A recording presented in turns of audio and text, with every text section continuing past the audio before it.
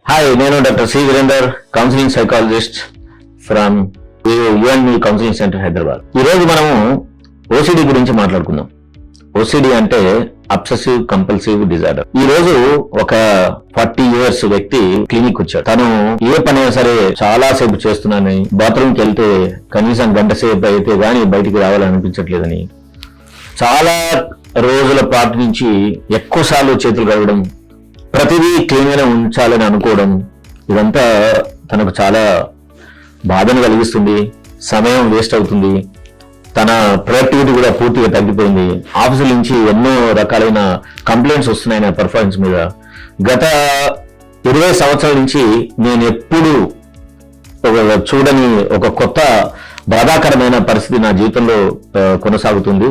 దీన్ని ఎట్లయినా నేను తగ్గించుకోవాలా, ఇలా ఎందుకు జరుగుతుందో నాకు అసలు తెలియటం లేదు అని బాధతో వచ్చాడు. అతను అసెస్మెంట్ చేసిన తర్వాత అర్థమైంది ఏంటంటే ఆయనకి అబ్సెసివ్ కంపల్సివ్ డిజార్డర్ తోటి బాధపడుతున్నాడని. ఈ అబ్సెసివ్ కంపల్సివ్ డిజార్డర్ అంటే ఏంటి? అబ్సెషన్స్, కంపల్షన్స్ అంటే ఏదైనా ఒక విషయానికి సంబంధించి మన బ్రెయిన్ లో పదే రిపీటెడ్ గా ఆలోచనలు వచ్చి మనం ఆ పని చేయడానికి పురికొల్పుతుంది అని అంటే అది మనం అబ్సెషన్స్ అంటాం.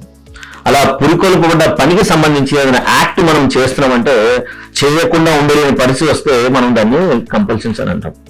ఈ అబ్సెసివ్ కంపల్షన్ డిజార్డర్ లో ఒక రకరకాలు ఉంటాయి. కొందరు రెగ్యులర్ గా క్లీన్ చేస్తూనే ఉంటారు. ఇంకొకరు ప్రతిదీ చెక్ చేస్తూ ఉంటారు.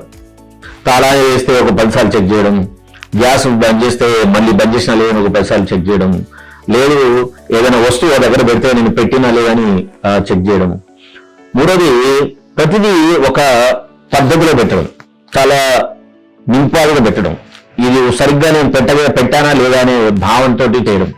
నాలుగోది చాలా ఇంట్రూజివ్ థాట్స్ రావడం, చాలా అన్హెల్దీ, చాలా సెక్షువల్ థాట్స్ రావడం, అది దేవుని మీద మనకు తెలిసిన వాళ్ళ దగ్గర నుంచి అలాంటి తట్టుకోలేని సెక్షువల్ థాట్స్ రావడంతో వాళ్ళు పూర్తిగా మేము పాడైపోయాము, మా జీవితం నాశనం అయిపోయింది, మేము చెడ్డవారం అయిపోయాము అనే భావన వాళ్ళను చాలా భయంకరంగా కృంగదీస్తూ ఉంటుంది.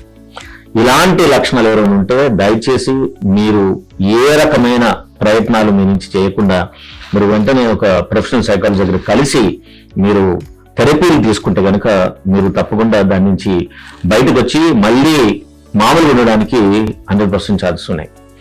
ఇదే సమస్యను చాలా రోజుల నుంచి భరిస్తూనే ఉంటారు, కానీ వాళ్ళు సైకాలజిస్ట్ దగ్గర కానీ పోవడానికి ఎటువంటి ఆసక్తి చూపరు.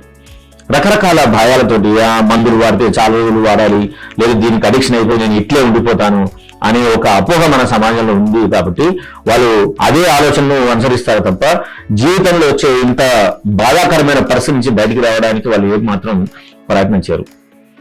మరి ఇది ఎందుకు వస్తుంది? అది ఎగ్జిబిటర్ లాగా పేరెంట్స్ నుంచి వస్తుంది.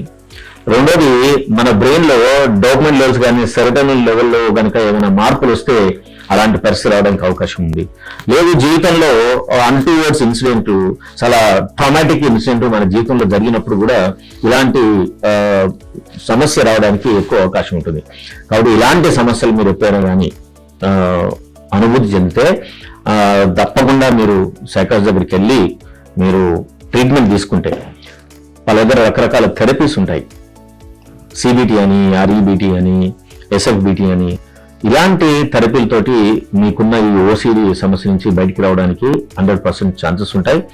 ఇది మినిమైజ్ చేసుకోవడానికి మందులు కూడా వాడే అవకాశం ఒక్కోసారి కొంతమంది క్లయింట్స్కి ఉండే అవకాశం ఉంటుంది. ఎందుకంటే చాలా రోజుల పాటు దాన్ని మోస్తూనే ఉంటారు తప్ప సైకాలజిస్ట్ కానీ సైకాలజిస్ట్ దగ్గర వెళ్ళలేరు. అలాంటి వారికి మాత్రమే ఎక్కువ టైం పట్టే అవకాశం ఉంటుంది. కానీ మీరు ఈ సమస్య నుంచి మీరు విముక్తి పొందడానికి 100% ఛాన్సెస్ ఉన్నాయి. అది ఈ సమస్యతో ఉన్న వాళ్ళు ఎవరైనా సరే మీరు తప్పకుండా మీ స్వంతంగా మిమ్మల్ని మీరు బాగు చేసుకోవడానికి ప్రయత్నం చేయకుండా, సమయం ఎక్కువ అవుతున్న కొద్దీ ఇది సమస్య జటిలమవుతుంది కాబట్టి మీరు సైకాలజిస్ట్ కలవండి. ఈ సమస్య నుంచి విముక్తి పొందడానికి మీకు అన్ని రకాలైన అవకాశాలు ఉన్నాయి.